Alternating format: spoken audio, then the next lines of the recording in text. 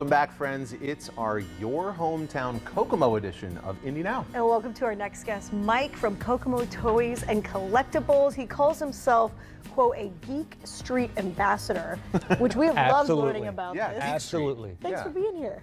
Okay, Geek Street, if you think most cities will have areas where certain kinds of establishments congregate. So you may have a food district, an art district. I guess the best representation would be Bourbon Street in New Orleans. Yeah. Okay. It's well known and you know what you're going to find there. So we have Geek Street.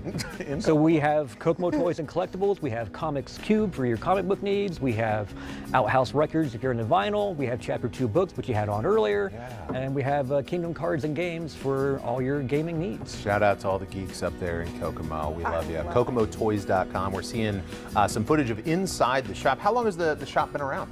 It was established in 2008 and moved to its current location in 2012. Cool, right on. What a cool shop. If someone was coming in for the first time and you're trying to recommend something cool they need to check out, what would you recommend?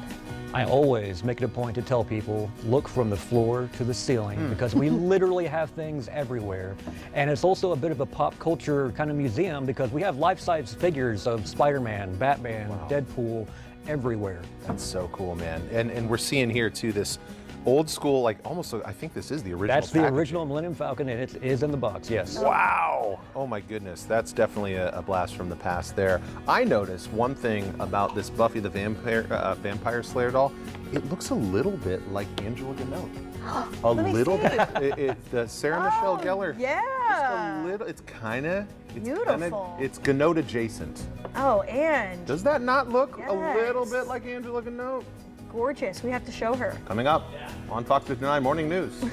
Yeah. Tell you what we'll do, we're going to give that to her. Oh wow, we can leave it at her Oh desk. my It'll be like, gosh. congrats. Yeah. Perfect. I'm like trying to see if she's still in the newsroom. I'm like, Ange. This Oh, is that's really cool. great. I love the retro aspect of it. I mean, I'm seeing characters from wrestling. We got an old school He-Man that looks like some guy that I would have played with back in the day.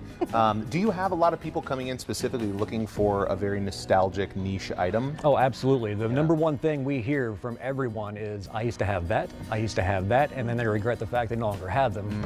But we get people looking for the most niche things from when they were a kid to the most latest things. I mean, like, who would have thought the Dexter series would have its own fully articulated figure? Okay. I had no idea. And that's actually the last one we have in the store because it's sold so well. Not Well, me. somebody's going to pick that up today. Someone's gonna get it. Yes. right there. What other figurines and things do you have on the table that are unique?